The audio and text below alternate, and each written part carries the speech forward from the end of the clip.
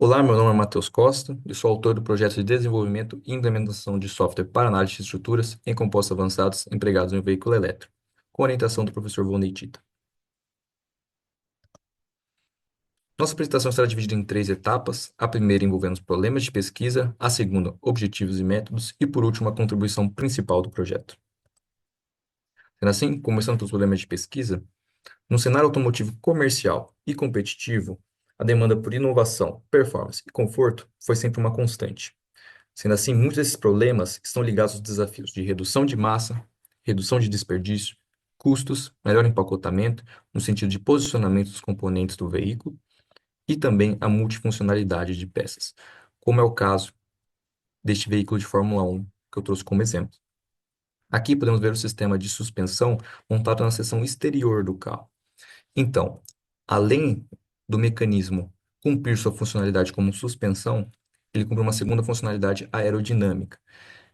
Por isso, o formato de asa dessas peças.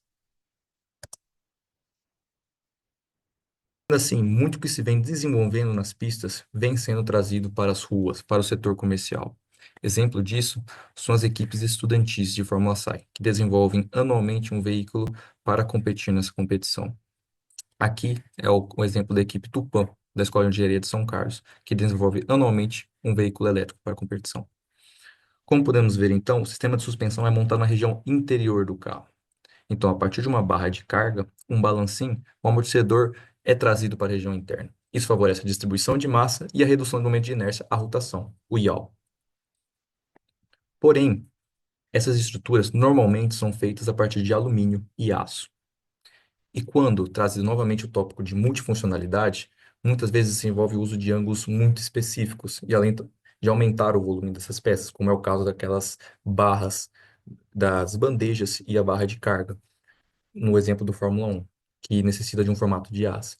Isso muitas vezes necessita de uma usinagem muito precisa, além de, por serem materiais maciços, podem aumentar a massa do carro de maneira não desejada. Uma resposta para esse problema apresentado é o uso de compósitos com reforços orientados de fibra de carbono, onde, selecionando-se o número de camadas e ângulo de fibra, se adquire uma estrutura tão resistente quanto o aço e o alumínio, com uma densidade muito menor.